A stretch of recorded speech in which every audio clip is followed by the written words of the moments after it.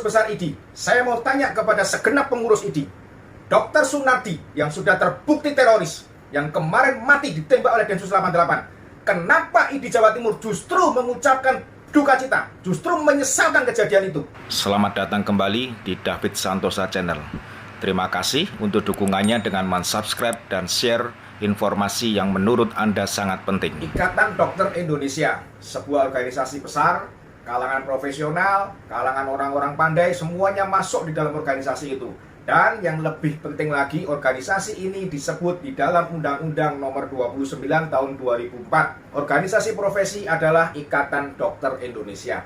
Dengan disebutnya di dalam undang-undang ini, menjadikan sebuah organisasi berbadan hukum yang berbentuk perkumpulan seperti yang dikatakan di dalam ADART Ikatan Dokter Indonesia. Mereka adalah sebuah organisasi berbentuk perkumpulan.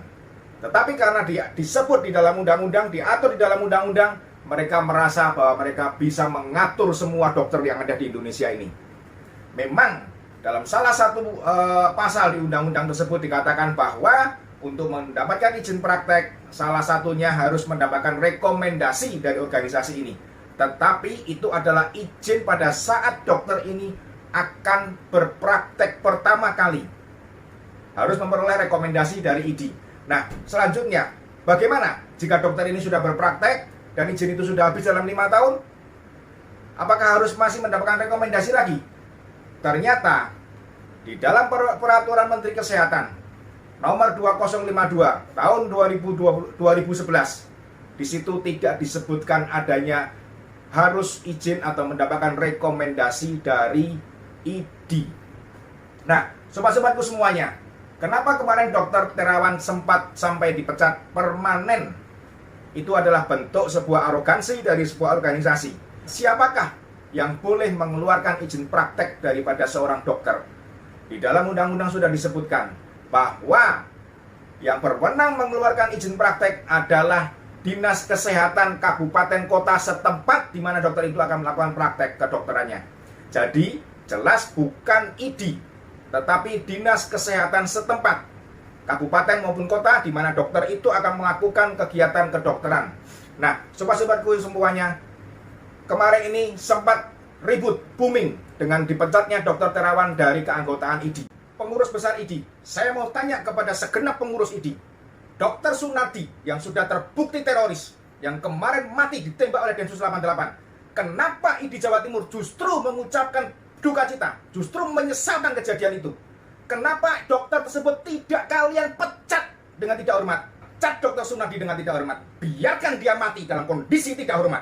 Karena dia sudah mencoreng, karena dia sudah merugikan seorang teroris yang terbukti berkontribusi untuk merusak bangsa dan negara ini. Justru kalian sesalkan kematiannya. Tetapi seorang putra bangsa yang berkontribusi sangat besar untuk negara ini, mengharumkan nama bangsa ini, justru kalian usulkan untuk dipecat. Di mana hati nurani kalian? Di mana kepedulian kalian terhadap bangsa dan negara ini? Di mana nasionalisme kalian? Jarak itu.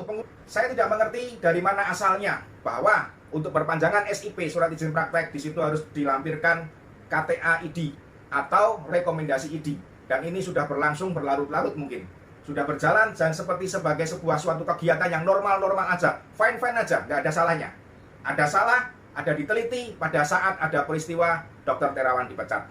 Dan lebih anehnya lagi, Menteri Kesehatan kita, Bapak Budi Gunadi, bukannya memeriksa ada apakah di balik pemecatan ini, tetapi justru akan memediasi. Ini yang lucu. Pak Menteri, baca itu Permenkes 2052. Untuk apa Anda mediasi? Nggak ada gunanya mediasi dengan organisasi yang arogan seperti itu.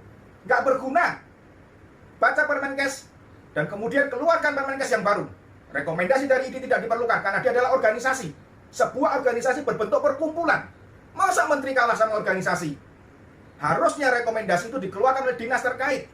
Atau justru rekomendasi itu sudah tidak diperlukan lagi. Karena apa? Karena sudah diuji kompetensinya di universitas, di mana dokter itu menuntut ilmu, di mana dokter itu mempertahankan disertasinya, di mana dokter itu mempertahankan karya ilmiahnya. Dan dokter tersebut sebelum dilepas keluar dari kampus, dokter pasti sudah menjalani praktek-praktek terlebih dahulu di rumah sakit, di klinik-klinik yang sudah disepakati ditunjuk oleh universitas di mana dia menuntut ilmunya.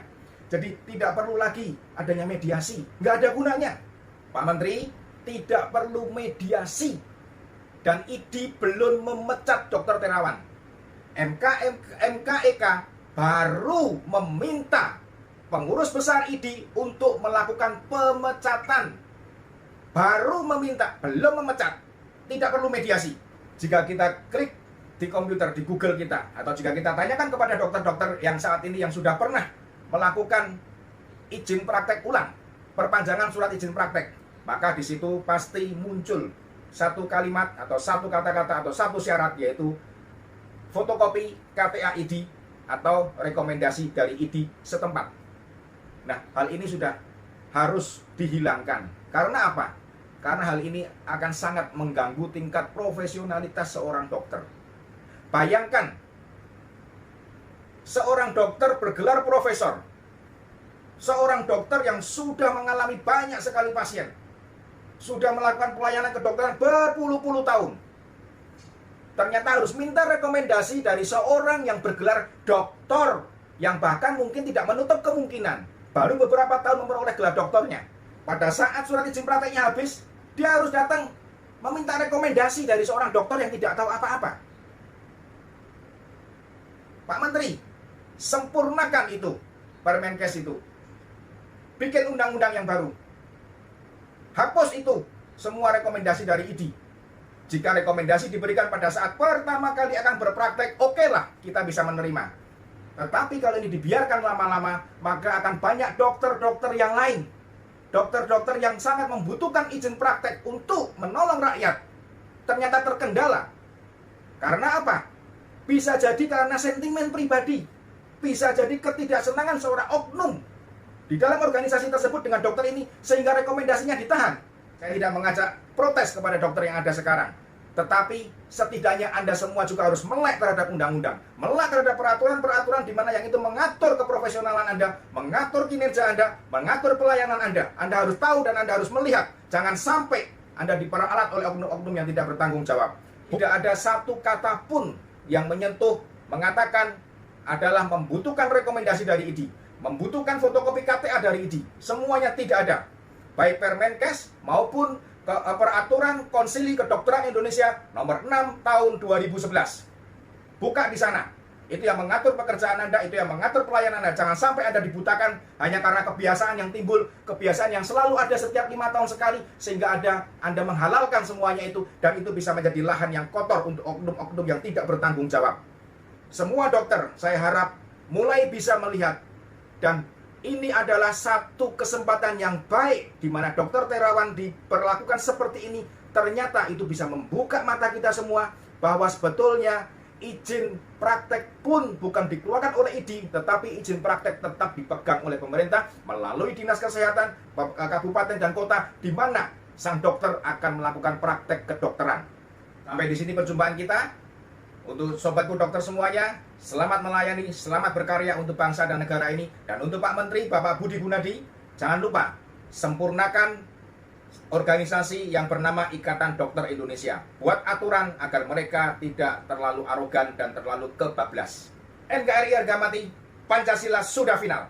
Sampai jumpa.